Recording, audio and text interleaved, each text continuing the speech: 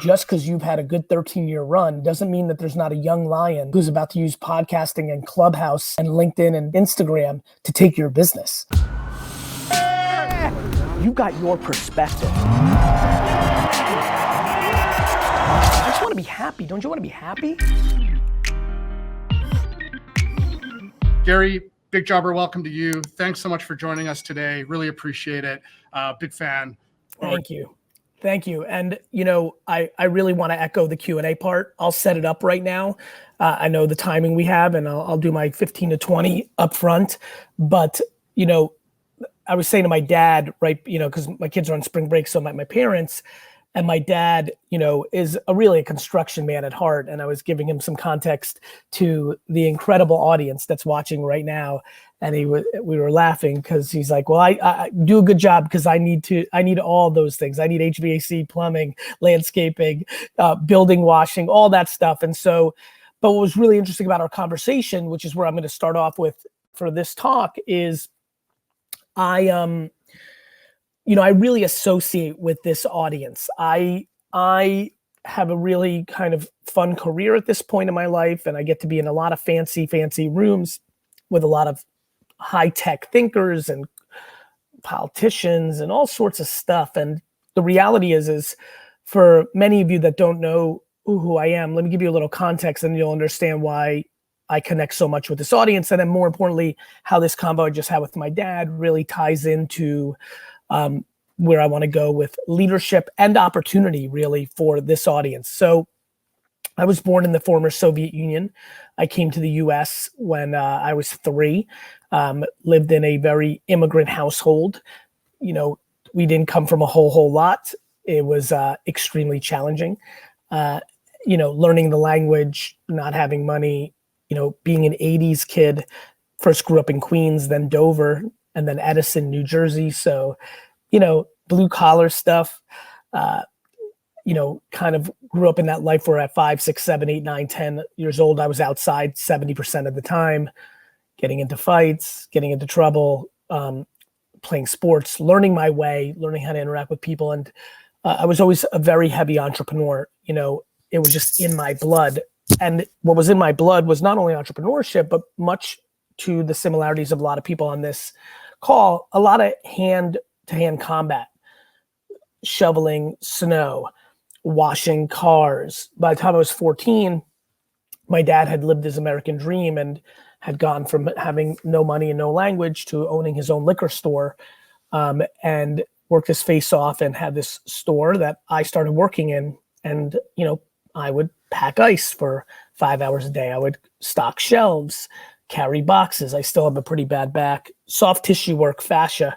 For anybody whose back hurts, look into soft tissue work. It's transformed my life the last 5 years. Anyway, got a bad back from that. Really worked that hard labor life. And, the reality is that I was able to get into my dad's business, fall in love with wine collecting, which was an unusual thing for a youngster to get into. But from 10 to 18, I was so deep in the baseball card business that I really fell in love with the idea of collecting and flipping and selling, and wine really became my next, passion once I realized that people did the same thing with wine. And so really got focused on that, got very passionate about that, and kind of built. And through launching a website, through launching an email newsletter, through starting a YouTube show, through being social media first, email newsletter first, but also doing print and outdoor and radio and direct mail, I was able to build my dad's local liquor store business from a $4 to a $65 million business. And that was a great accomplishment. I was very proud of that, and game changing, and obviously changed my family's life. And I learned a lot there that I want to apply to this keynote and really want to invoke the questions around it. So one thing that I'm very proud of is at 22 years old, when I went full time into my dad's business, I became a leader immediately. My dad was actually building this house I'm sitting in now. Back to my dad enjoying a lot of things that all of you do. So he was kind of MIA that first year. And that first year, I really took the business from like a 3.8 to a $10 million business. And it was massive explosion. And so that was a culture shock. And what that really meant was, my dad was here building the house and he'd come to the store, which is 40 minutes away at like 6 or 7 o'clock just to check in. At that point, me being 22, I'd already established a ton of confidence in my dad that I knew what I was doing because I was in the store since I was 14. So I was a veteran. So he didn't have to really check on me. And I was running the business and I was managing 30-year-olds, 40-year-olds. I had to have that responsibility. And every day from that point to today, 23 years later, for half my life now, I've been the leader of men and women running a business. Today, I run a company called VaynerX, which is a holding company that houses the company I run day to day as CEO, VaynerMedia, and many other companies where I have leaders in place. A publishing company called the Gallery Media Group, Vayner Speakers, a speaking bureau, which I'm rep by for this talk. Vayner Commerce, an e-commerce business, a lot of businesses. And we have over 1,500 people globally, Singapore, London, Mexico City in a couple months. And that's what I spend my time on. And I lead. And so here are the things that I've learned about leadership that isn't talked about enough. My dad comes from the old country, rules with an iron fist, work ethic, determination, tenacity, ambition, all incredibly great traits for leadership. On the flip side, what my father didn't have that I developed both between my natural DNA, but definitely because of the mothering that I was given, are things like empathy and compassion and, gratitude. I think that humility is a huge part of leadership. I think accountability. Let's start with the one that I'm most passionate about, accountability. If there's anything that I leave this talk with, that may be, and when I do a talk like this, I'm like, okay, if I can get one person to act on one thing, whether that's, hey, for example, I'm going to say this right now as a little side note in case I miss it. Hey, almost everybody here should be posting one time a day on LinkedIn with a video, picture, or written word with a tip or a piece of content that's valuable to the people in LinkedIn. Even if you have no LinkedIn followers, even if you have no LinkedIn presence, everybody in this conference should be doing LinkedIn content marketing today because LinkedIn lets you find people by accident. And that's incredibly unbelievable. You have no followers, you post and boom, there you've got people seeing your content. Similar to Facebook and Twitter back in 2008, 9, 10, 11. If I can get one person to leave with that today, dig in deeper or ask a question right now around what does that mean? That's a huge accomplishment for me in this talk. And so the same thing goes with accountability. I believe that most people hate accountability. They'd rather blame somebody else. It's just the way it is. And I think it's a huge mistake. I think no question, the thing that has helped me the most in my career is realizing that every mistake that anyone has ever made is very interesting because it's completely my fault because I'm the person that hired them, right? If Sally or Ricky or Tommy or Karen or Michael or Jerome make a mistake, well, that's my fault. I hired them and I didn't have to, and I made the wrong call, maybe in the macro, or they're having a bad day and that's okay. But it's about the framework of first deciding that you're wrong and then focusing on what they do. And I think that has really helped me. When somebody screws up, that's when leadership really kicks in. I say to a lot of my leaders, I'm like, look, I don't need any peacetime generals. I don't, everyone's good when everything's easy, when the money's flowing, when customers are happy, when everything's good, and everyone's a good leader. Show me what you do when there's adversity. Show me what you do when the pressure comes on. That's when it gets most interesting to me. And that's, to me, pure leadership. And I would say that most people are peacetime generals and I'm looking for wartime generals. And that's what I think about accountability. And then I think about empathy. I would argue that empathy, a word that I've never heard growing up, period, let alone in business, to me, not only did Karen or Jerome or Sally or Ricky or Jonathan make a mistake, and not only am I like, okay, that's my fault, I put them in that position, but then when I go to, well, why did they do that? Is something going on in their home life? Is everything okay with them? This compassion, empathy. So if you kind of go accountability, empathy, and then you focus on them, you've now set up a conversation that has fruitfulness to be able to actually get to resolution and, more importantly, build on and become scalable.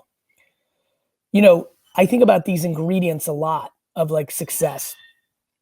I do think that curiosity is a huge one for me that I would love to talk to this audience about.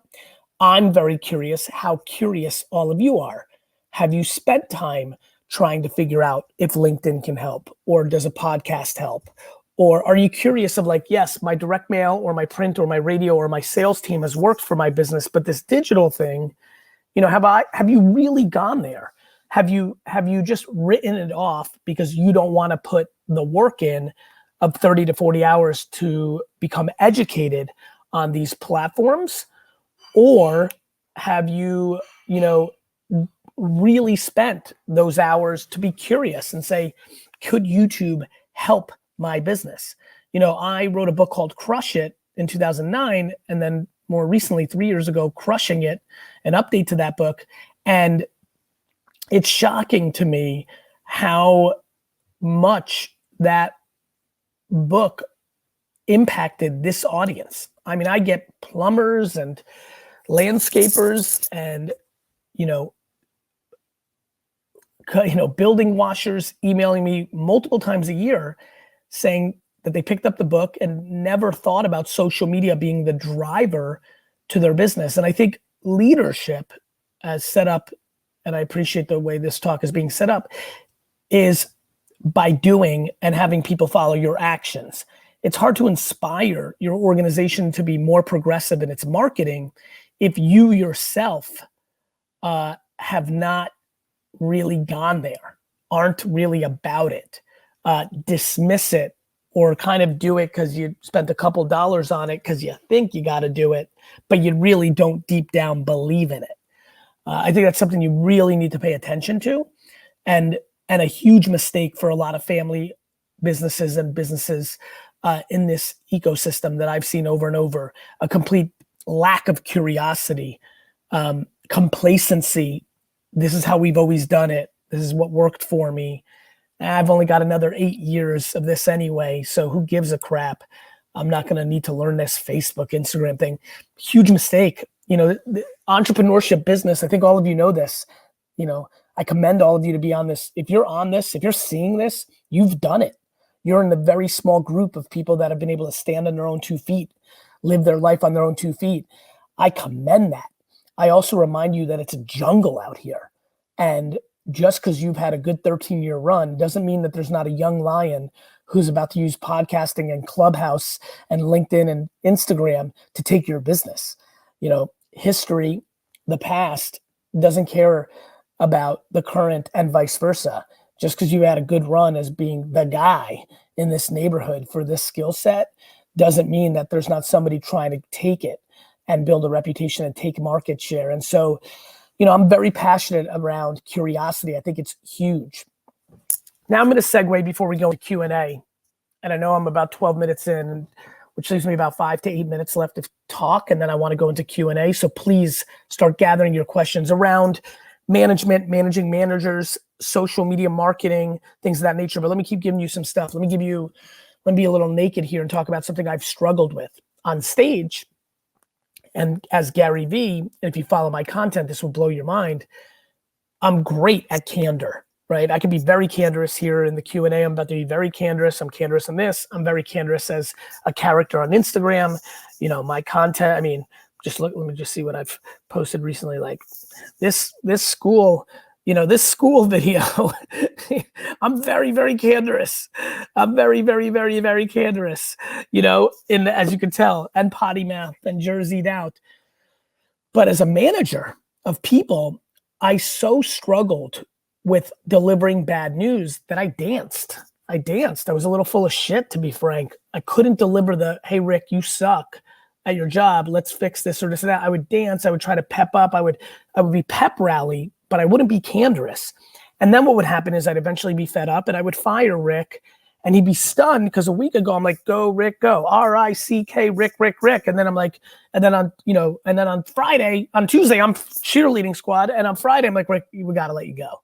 And Rick would be like, what? And I would always be anxious. And I realize now why, because I didn't set it up. I wasn't candorous enough. So one of my key tenets, ingredients to leadership is kind candor. I think people use candor as an excuse to be mean and to rear their insecurities and talk down to people. And so I don't love that.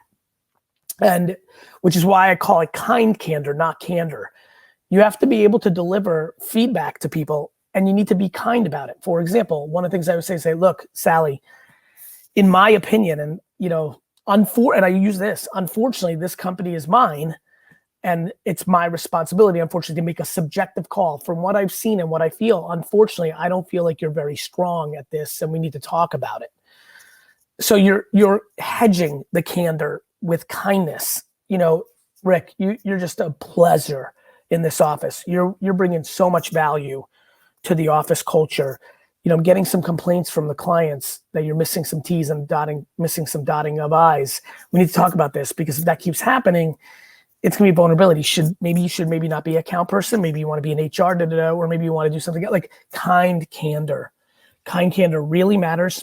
I used to use stunning people, then big severances, then feeling bad and like overextending myself after I would fire them. All bad behavior, all because I wasn't able to be candorous. It was a huge, huge leadership flaw of mine. And it's the one that I'm most building up right now that I'm proud of. And so kind candor, I think, is another thing that a lot of people here have to talk about. I also think humility, just for a few minutes before we go into Q&A, I've been very fortunate in my career. I really have. I've had a lot of accolades. You start Googling me now if you don't know, there's a lot of winning stuff out there. But having the ambition to be all time, and equally in your body knowing you don't mean shit is a huge thing and a huge, huge factor to leadership. I definitely believe that more people in my company buy into me because of my humility, which is, again, I would argue my humility and my inability to have candor are the two things my content is least capable of communicating, but are two foundational things that have impacted my leadership. One, negatively, lack of candor. Now, in the last 18 months, it's exploded my kind candor and it's really helped my company. And B, humility. I only think I'm as good as my last at bat. So just because I invested in Facebook and Twitter and Uber and Pinterest and Snapchat and Coinbase and Venmo and had this great investing career, my next investment tomorrow might suck and could really hurt me. Just because I have built this $200 million plus company, VaynerX, in revenue from zero, doesn't mean tomorrow that it can't go down to 87 if I get high on my own supply and think I'm a tough guy and think I'm so great and think I'm Garyvee. Humility is incredibly important and people smell it on you. And I think a lot of you could have a lot more success if you didn't need to take credit for everything that your team's doing. Humility really matters. And I think it really rears its head. And I highly recommend you get into an honest place. Self-awareness, which is where I'm going to end, and then we're going to go into Q&A. So please start firing those questions away because, oh, you ready? I love that you jumped in. Let me just end with this self-awareness. Do you have a good amount of questions at this point? I just want to, cool. Yeah, go ahead, finish. Yeah, I'm going to finish this, but I'm glad you jumped in because I want to make sure that people come with the questions because I think, as you can imagine, everybody who's watching right now, this is very macro, what I'm talking about. And the reason I love Q&A is I'm thrilled that you're like, yeah, that's right. Yeah, that's right. Yeah, that's right. But I love making it like, no, yesterday Jose yelled at me. What do I do? Or I got this opportunity to merge with another, so I'm excited about the questions. You can go anywhere with me on any business question, but sticking on leadership, self-awareness. Yeah, it took me being self-aware, challenging myself, willing to be honest with myself that, hey, Gary, you think you're so great and you're so nice and you're so successful. This candor thing's a problem. And it took pain. It took people not liking me, which makes no sense because my intent is through the roof. I'm like so lucky and so well parented that I love people. I don't need nothing from nobody. I'm on my own 2 feet. I don't need anything, and not emotionally, not financially. And yet I still had these individuals who were miffed and would talk shit about me. And I was like, God damn it. It's that candor. So self-awareness, you've got to really, really deploy that. Let me leave you with this sentence and we'll go right into Q&A. Every strength and every weakness you have as a leader, you're tricking no one. They know. Your employees know. Your customers know. Your employees know. And if they don't know, they themselves don't have good emotional intelligence. And I always said to my friends, you'd rather win with winners than win with losers, right? And so like, if you're tricking people that don't know, your employees are also insecure and this is like an unhealthy relationship, cool, but you're just building an ecosystem that's gonna be small. And more importantly, if somebody is emotionally intelligent, both on your customer side or your employee side, they're gonna see right through you. So see right through yourself first. I always say, I'd rather put myself out of business than have somebody else do it. You know, I got ahead of it and had a very heart-to-heart conversation with my company and said, look, I'm lacking candor and that's why we're B-. We should be A+ culture because of what my intent is. I can make money elsewhere. I don't make decisions on every dollar. I'm a good guy. I want legacy, not currency. I got all this going for me, but we're a B-. That was because of this lack of candor. I'm standing up this thing called kind candor. So everybody who's in here, who's a little bit of a jerk, this doesn't mean you're gonna be able to get to be a jerk. This is gonna mean that we're gonna be more candorous with each other. And it's really changed my company. And I'm using something in my life to give you the courage to be self-aware of, you know, for example, maybe you're 62 and your work ethic isn't where it was from 18 to 60 or 55. And guess what? You deserve it. You worked for 27 years off your face. But you're not tricking your people that you're 9 to 3ing it. And when you come in and you feel guilty about that and you're like, you gotta work, like you gotta be careful. You gotta be honest about it. You gotta say, look, I bled out of my eyeballs for 33 years for the luxury to be able to 9 to 3 it. You need to, and that kind of stuff. So anyway, I really appreciate everybody. I hope everyone's doing well and I'm excited for the Q&A. That was amazing, Gary. Thanks so much. I mean, before we go into Q&A, what stood out for you, right? You said before I went on, I'm a fan. You know, yeah. I touched on some stuff that I don't normally talk about because I wanted to really deliver something unique for you. Did anything for you personally? What hit? I think a lot about these sort of topics of leadership and sort of how the behavior of a leader really impacts and affects the culture of an organization. And I think you really kind of pulled out these ideas around how your dad did it, and he's obviously been really successful and sort of hard work, grit, tenacity, really important characteristics. But I think the modern approach needs to balance that with empathy, compassion, gratitude, humility, accountability. I think success today, both in terms of organizations and people and financially, which kind of comes downstream of organizational and people success, really requires that kind of a balance. And hearing you talk about that stood out because I think it's something that we spend a lot of time thinking about and trying to understand. Where's that balance? How do we build a culture that really and a culture? I'm sorry to interrupt. And a culture that if I always say, look, I don't want to make you be anything but you. So if you're 19, let me use my company. If you're 24 and you came from a low income family, but you were a good student, which got you a full ride to a good university, and you've had a chip on your shoulder your whole life that you want to make that money, right? And you come to Vayner and you want to work 10 hours a day instead of 8 like everybody else because you want to use that as an advantage to get. How could I be a hypocrite when that's what I did? So I'm going to support that. On the flip side, if you're a working mom at Vayner and you're 41 and you got 2 young kids and you want to have a little more work-life balance, I don't want to penalize you for 9 to 5.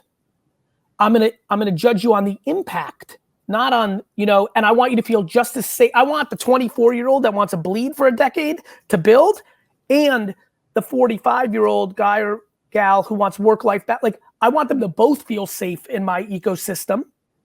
And I think the number one thing that a leader needs to do is create safety. I really believe that. Make people feel safe. Mm-hmm.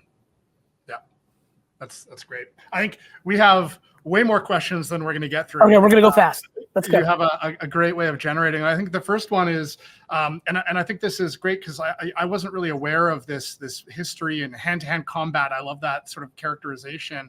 Kind of really getting that sort of ground up experience, and now leading an organization of 1,500 people, $200 million. I think that the first question swapped, so never mind. It's not relevant to that, but that history I think is a really interesting arc that gives you perspective sort of across the range, which is super interesting. So first question from Joshua asks, and a lot of people like this question as well. How do you discern having empathy for your staff without being taken advantage of from them? Because by realizing you're the boss. You can't be, by nature, if you're their boss and you have say and you can fire, you can't be taken advantage of. Like it's a very powerful thought. I get this question a lot, so I'm glad a lot of people wanted to hear it. You just might have the same issue I had for most of my career. Your inability to be candorous, your hate of conflict, your hate of that moment makes you think you're getting taken advantage of because you're not firing. I mean, there's people there's people that I didn't fire for 3 years. 7 years in my mind. So I know where people are coming from, and a lot of people in this call are family businesses. Some of these people that are taking advantage of them are their nephews, and they're like, to your point, one of the great advantages of my career is I'm almost like a line chef, like I'm almost like a dishwasher boy that went up to own one of the biggest restaurant chains. Like I've lived everything.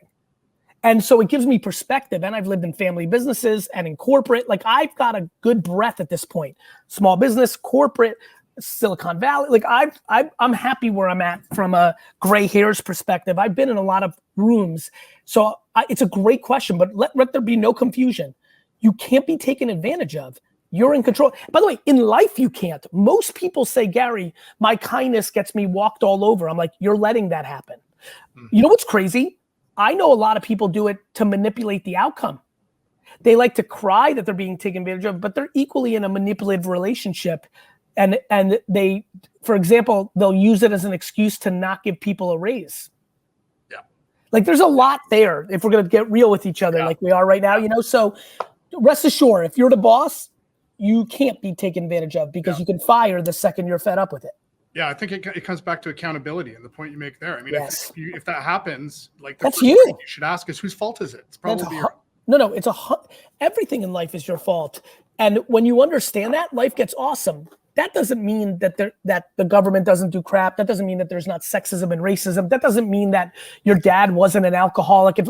Of course things happen, but when you fall in love with accountability, it makes you feel like you're in control, which is a hell of a lot more fun than dwelling about the world fucking you.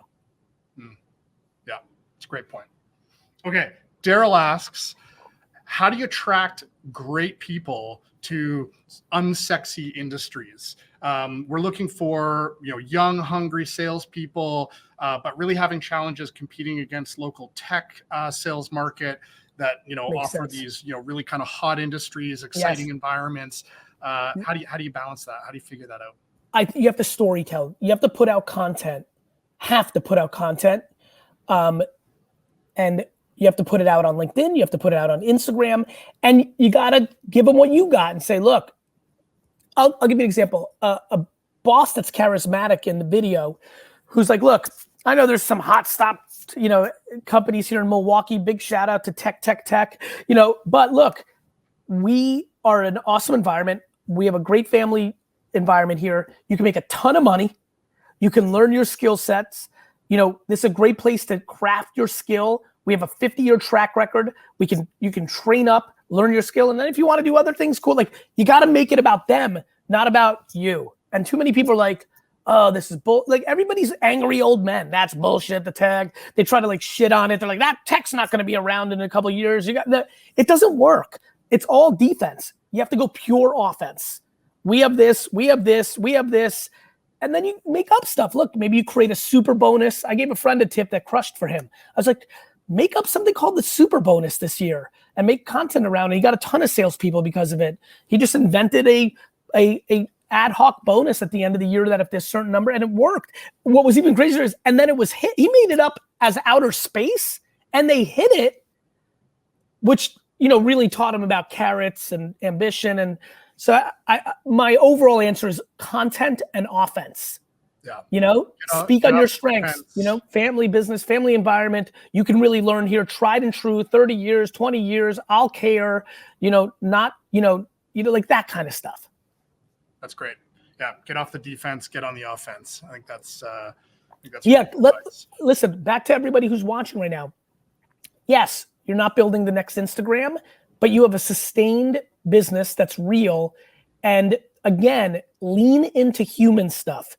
Like if you make a video on LinkedIn, you're like, look, what's great about our company is we have 3 sales leaders who've been with me for 15 years. A lot of you youngsters could use mentors. Come in here and learn a lot, be taken care of. Don't be just a number. We may not have a foosball table and kombucha, but like you're going to learn shit. Like, and there's a ton of kids, it's funny, obviously I spend a lot of time in this. There's a lot of kids that are anti-millennial Gen Z kid DNA. Like there's even within their own ranks of like 18 to 25, 21 to 27, they're really funny with each other. There's a lot of kids that do think the other kids are way too fluffy, and I think they'll resonate to some of that old world stuff. Mm-hmm. Yeah, that's great. Okay, the next question comes from Aaron. This is the one that I thought was great, given the range that you have. So Aaron asked, Gary, I'm just getting involved in my husband's landscape business. While he's a very good entrepreneur, I have more of a corporate background. What suggestions do you have for me as I shift my thinking and mindset from a business manager? Oh, such a great question. Yeah. So I see this a lot. And it's funny, I'm working on a book right now that is coming out in November that's really around all these themes. And I do a lot of make pretend scenarios, and I have a scenario very similar to this, so it's fun. First, you have to deploy empathy. So many husbands to wives and wives to husband, and they're, luckily we're in 2021 where I see a ton of emails and questions that come from both sides of this. The corporate person, the husband or wife, has to have a ton of humility and empathy, because a lot of times when you are a successful corporate type that was good at school, you were groomed to look down at the scrappy entrepreneur. Now it's changing, but most of us over 30 grew up in an environment. So what the big mistake I see a lot of times is that people come with corporate ideas for small businesses and they're completely tone deaf. Making decks, making charts, having these like all the bullshit that I do with in corporate, William, it doesn't work for a small business. So the number one recommendation I always give is humility and empathy and patience. You have to come in and for 3 months, not say a word and just listen. Let your, for this exact question, let your husband show you the ropes on everything. Then take a step back through your filter and have ideas once you tasted it. It's like being a sushi chef and coming to, a French cuisine place. Yes, you've done business, but this is a totally different cuisine. And you've got to really, really, really take a step back. And maybe that's even not a good analogy. It's like going from being a sushi chef to working at a single serve fast food restaurant. Sure, it's food, but it's really different. And so I think that humility, patience, and empathy are the 2 things I deploy if I'm that corporate person. Listen for 3 to 6 months, then your words will carry a ton more weight. So many partners get into friction because the one partner that comes from a corporate landscape comes with hypotheses that are not practical to a day-to-day entrepreneurial business. And then there's frustration. Yeah, that's humility and empathy. I mean, it's almost like those principles can kind of answer most of the questions that you might come up with. And it's funny. It's what I spent my last 5 years thinking about. It's why I wrote this book. I have a book coming out called 12 and a half. It's the ingredients for success. And why I wrote it in that format, it is like a meal, ironically, based on my last analogy. It's not just one. It's not just humility. Because without empathy and compassion for the other person and without patience to eat shit for 6 months, she can't be successful. You need multiple things. It's not just ambition. You need tenacity, right? Like, yeah, I'm going to make it. Well, cool. What happens on Thursday? Like on a day like this, it's gloomy as shit, right? Like, I don't know, you're not motivated, you know, like, but how do you grind through that? Yeah, it's great. We have time for one more question, I think, and I think we got to about 1% of them. So, well, listen, real quick on that front, everybody, I'm on LinkedIn, or if you're on Twitter, Garyvee, or if you're on Instagram, Garyvee, feel free to direct message.